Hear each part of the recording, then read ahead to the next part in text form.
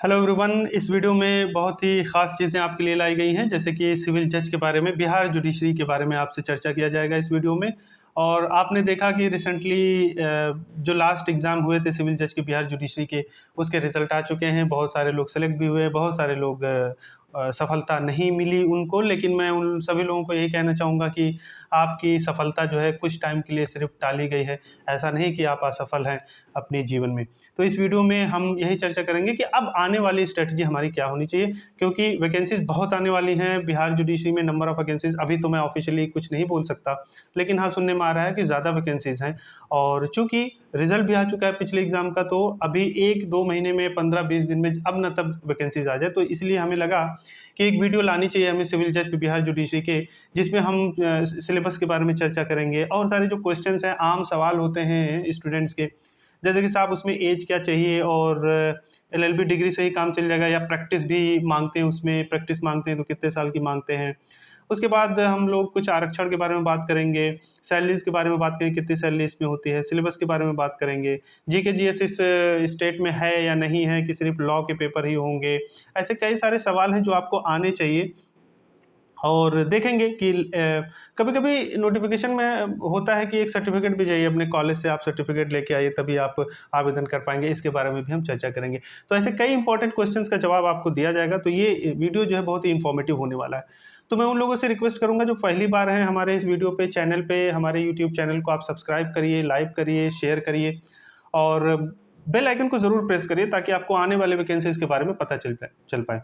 देखिए, इस वीडियो में हम लोग उन सवालों का जवाब दूंगा मैं, जो आप नोटिफिकेशन पढ़ के आपको कहीं से पता नहीं चल पाता, जनरली आप कंफ्यूज होते हो। रही बात सिलेबस में, तो बहुत डेप्थ में मैं नहीं जाऊंगा। उसके लिए मैं बता दूं कि इस वीडियो के डिस्क्रिप्शन में हमारी टीम ने एक ब्लॉग तैयार किया है, खासकर बिहार सिविल जज के ऊपर एक ब्लॉग तैयार किया गया है। इस वीडियो के डिस्क्रिप्शन में जाइएगा, ब्लॉग का लिंक आपको मिल जाएगा। और कहाँ से आपको अप्लाई करना है जुडिशरी के लिए जब भी वैकेंसीज आएगी, जैसे bpsc.bih.nic.in, उसका भी लिंक इस डिस्क्रिप्शन में दे रखा है। और साथ ही साथ आप सिलेबस पीडीएफ में भी डाउनलोड कर सकते हो। वो ब्लॉग के डिस्क्रिप्शन में जाके आप डाउनलोड कर लेना, वहाँ पे हमने एक पीडीएफ में सिलेबस डाउनलोड करने का भी अरेंजमेंट कर रखा है आपके लिए। तो ये वीडियो बहुत ही ज़्यादा यूज़फुल होगा आपके लिए, तो लास्ट तक ज़रूर देखिए। देखिए, जहाँ तक एज की अगर हम बात करें तो एज मिनिमम 20 ईयर्स होना चाहिए, और मैक्सिमम आप कह सकते हैं 35 साल की एज होनी चाहिए मैक्सिमम। हाँ, रही बात आरक्षण कैटेगरी वालों के लिए, जैसे आप महिला हैं या बिहार में हैं और ओबीसी एससी कास्ट में आते हैं, जाति में आते हैं, तो कुछ आपको आरक्षण मिलते हैं जो मैक्सिमम 40 साल हो जाते हैं फिर। तो ये आप अपने जहन में रखिएगा। नॉर्मली 22 से 30 साल होनी चाहिए, 35 साल होनी चाहिए आपकी एज। और 5 साल रिलैक्सेशन वालों के लिए, आरक्षण वालों के लिए, रिजर्वेशन कैटेगरी के लोगों को मिल जाते हैं। अब रिजर्वेशन किन किन कैटेगरीज को मिलते हैं, इसके लिए आप ब्लॉग हमारे देखिए, नोटिफिकेशन जब आएगा देख लीजिएगा। और यहाँ पे पूरी बातें जो आप देख सकते हैं, आई थिंक उतना टाइम देना मैं ज़रूरी नहीं समझता। और रही बात एलएलबी की डिग्री की, देखिए क्वालिफिकेशन की, तो आप ये कह सकते हैं एलएलबी होना चाहिए, लॉ में ग्रेजुएट होना चाहिए आप। और प्रैक्टिस की जहाँ तक बात करें तो सिविल जज में प्रैक्टिस, जूनियर डिवीजन के सिविल जज में प्रैक्टिस की ज़रूरत कोई नहीं रहती। आपके पास लॉ की डिग्री है, और साथ ही साथ एक रिक्वायरमेंट और वो मांगते हैं, जो कि बच्चे बहुत सारे कहते भी हैं। एक कहते हैं कि वो जिस विद्यालय से, जिस यूनिवर्सिटी से, जिस संस्थान से आपने एलएलबी किया है, वहाँ के प्रधानाचार्य से, डीन से आप एक सर्टिफिकेट लेके आइए कि वो कॉलेज, वो इंस्टीट्यूट जो है बार काउंसिल में रजिस्टर्ड है, फेक यूनिवर्सिटी नहीं है, फेक कॉलेज नहीं है। तो इस बाबत वो एक सर्टिफिकेट मांगते हैं, जो आप अपने प्रधानाचार्य से मांगोगे या डीन से मांगोगे तो दे देंगे। इसमें कोई बड़ी बात नहीं है। हाँ, लेकिन कई बार आता है कि भाई उनको नहीं मांगना चाहिए, ये हमने कर लिया वहाँ से एलएलबी, अब इसमें मेरी क्या गलती है, वो ना हो उसमें हम क्या करें। ये डायरेक्टली कॉलेज की जिम्मेदारी होती है। बहरहाल जो भी है, इस पे मैं ज़्यादा चर्चा नहीं करूँगा। और एक पॉइंट और है कि भाई सिलेबस क्या होगा, प्रीलिम्स के सिलेबस क्या होंगे, नंबर ऑफ वैकेंसीज क्या होंगी, भाषा, लैंग्वेज बार है कोई कि नहीं।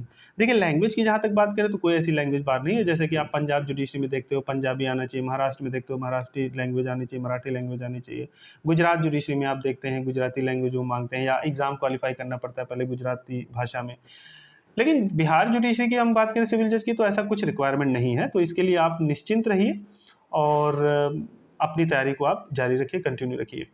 अब हम सिलेबस की बात कर लें। जैसे प्रीलिम्स एग्जामिनेशन में देखिए, दो पार्ट बांटे हैं इन्होंने। एक तो जीके जीएस आएगा 100 नंबर का, 100 क्वेश्चंस, और एक जो है आपका प्रीलिम लॉ के ऊपर क्वेश्चंस आएंगे।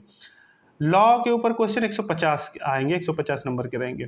आप ब्लॉग में भी देख लीजिएगा, डिटेल में आपको बताया गया है। अब सवाल ये आता है जीके जीएस का एरिया क्या है, लॉ का एरिया क्या है। भाई लॉ के एरिया में जो मेंस एग्जामिनेशन जब आपके होंगे तो मेंस में 5 होते हैं, 5 आपके कंपलसरी सब्जेक्ट होते हैं, 5 आपके जो है 3 ऑप्शनल सब्जेक्ट होते हैं, यानी कि 5 होते हैं उसमें से 3 आपको सिलेक्ट करना पड़ता है। तो टोटल मिला के 8 सब्जेक्ट होते हैं मेन एग्जामिनेशन में, जिसमें आप ये कह सकते हैं कि एक तो आपका लॉ ऑफ एविडेंस हो गया जो मेंस एग्जामिनेशन में आते हैं, जो कंपलसरी है, उसके लिए आपके पास ऑप्शन नहीं है, वो लेना ही पड़ेगा, तैयारी करनी पड़ेगी आपको। हिंदी हो गया, इंग्लिश हो गया, उसके बाद आपका आ जाता है सामान्य ज्ञान और जनरल साइंस। ये 5 कैटेगरी के इन्होंने बनाया जो मेंस एग्जामिनेशन में आएंगे। लॉ ऑफ एविडेंस का मतलब उसमें law of evidence and procedure में सीआरपीसी भी है, एविडेंस एक्ट भी है। हाँ, आईपीसी से आप निजात पा गए हो, आईपीसी नहीं है, आईपीसी आपको नहीं पढ़ना पड़ेगा बिहार सिविल जज में। तो ये कुछ इस तरीके से 5 कंपलसरी है, और 5 ऑप्शनल में अगर हम आए तो इंडियन कॉन्स्टिट्यूशन है एंड एडमिनिस्ट्रेटिव लॉ हो गया, उसके बाद हिंदू लॉ मुस्लिम लॉ एक सब्जेक्ट इन्होंने ये बनाया है, law of contract and law of torts ये एक सब्जेक्ट ये बनाया, 3 हो गए। उसके बाद चौथा कमर्शियल लॉ हो गया, पांचवा जो है आपका हो गया law of property and equities. तो ये सब 5 है, पांचों में से आपको 3 आपको चुनाव करने, 3। अब कई बच्चे constitution, transfer of property act, commercial law ले लेते हैं, कई बच्चे कॉन्स्टिट्यूशन, हिंदू लॉ मुस्लिम लॉ 1 2 हो गया, उसके बाद टॉर्ट या कॉन्ट्रैक्ट 3 ये ऐसे कर लेते हैं। कई बार हमारे पास सवाल आते हैं कि भाई कैसे हम चुनाव करें, किस में ज़्यादा मार्क्स मिल जाएगा।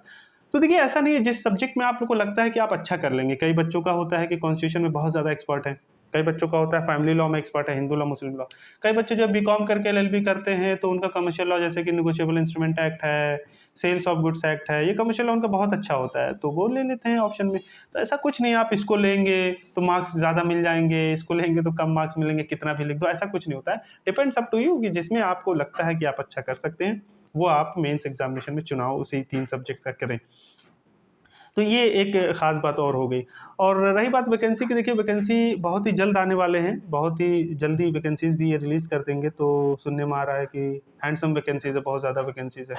तो आप तैयारी करिए, और जुडिशियल अड्डा का साथ आपके साथ है। मॉक टेस्ट हमारे यहाँ है, डिस्क्रिप्शन में मॉक टेस्ट है, के लिंक पे क्लिक कर सकते हैं। मेंस आंसर की राइटिंग करवाई जाएगी आपको, judgement writing, essay writing, grammar, Hindi, English. GK GS में देखिए बहुत ही लोग कहते हैं कि भाई जीके जीएस बहुत ज़्यादा है साहब, इसको हम तैयारी कैसे करें। देखिए जीके जीएस में जो है वही इंडियन ज्योग्राफी, इंडियन हिस्ट्री, राष्ट्रीय अंतर्राष्ट्रीय स्तर पे जो है वो जीके जीएस पूछते हैं, घटनाएं, समसामयिक घटनाएं पूछते हैं। साइंस वाला जो है बड़ा सिरदर्द होता है, सिविल जज जो जुडिशरी, बिहार जुडिशरी की तैयारी करते हैं वो साइंस, क्योंकि मेंस में साइंस है और 100 नंबर के साइंस है, तो आपके लिए दिक्कतें पैदा करता है। तो साइंस आपको अच्छे से पढ़ना पड़ेगा, चूंकि मेंस के एंगल से आपको पढ़ना पड़ेगा, ताकि आप प्रीलिम्स में ऑटोमेटिकली तैयारी हो जाए। अगर आप ऐसे तैयार करेंगे, चलो प्री के लिए करते हैं साइंस, मेंस का देखेंगे बाद में, तो थोड़ी सी दिक्कत होगी आपको। आप ऐसा तैयार करिए कि आपको मेंस एग्जामिनेशन के लिए तैयारी करनी है, बाकायदा पढ़िए जैसे पढ़ा जाता है साइंस। ऑब्जेक्टिव से काम नहीं चलेगा, अच्छे से डेप्थ में आपको इसको पढ़ना पड़ेगा। तो ये बिहार सिविल जज के रिगार्डिंग कई सारी बातें थी जो आपको बताए गए। अब आपके मन में एक और क्वेश्चन आ रहा होगा, साहब पैसे तो बता दीजिए, सैलरी कितना देंगे भैया। सैलरी के बारे में नोटिफिकेशन में हमने देखा, बहुत खास वहाँ पे कुछ लिखा नहीं है। तो सैलरी के बारे में आप मान के चलिए वही 50-60 हज़ार से स्टार्टिंग हो जाती है आपकी, और अच्छी सैलरी आगे चल के हो जाती है। और आपको पता है कि जज एक ऐसा पोजीशन है, एक ऐसा पोस्ट है जिसके लिए आपको इसको पैसे में नहीं तोल सकते। ऑब्वियसली बात है, इसका रुतबा, इसकी इज्जत समाज में बहुत है। तो आप उस एंगल से सोचिए, और एक उम्र के बाद आपके लिए पैसे की कोई अहमियत नहीं रह जाती है। आपको एक आइडेंटिफिकेशन चाहिए होता है, एक पहचान चाहिए होती है समाज में, जो एक ये पोस्ट, ये जो है आपकी पढ़ाई, अगर आप जज बन जाते हैं तो आई थिंक ये भरपाई कर देगा। और साथ ही साथ पैसे से भी आप मजबूर नहीं रहेंगे, इतना आपको मिल जाएगा कि आप अच्छे से अपने जीवन का निर्वाह कर सकते हैं। तो मैं आपसे आखिर में बस यही रिक्वेस्ट करूँगा कि आपने ये वीडियो देखा, इसके लिए बहुत बहुत धन्यवाद आपका। और जो लोग तैयारी कर रहे हैं उनको हमारी बहुत शुभकामनाएं। और ज़रूर वीडियो को आप सब्सक्राइब करिए, लाइक करिए, शेयर करिए, और बेल आइकन को ज़रूर प्रेस करिए, ताकि आपको बहुत सारे नोटिफिकेशन मिल पाएँ और हमें भी मोटिवेशन मिल पाए। Thank you so much.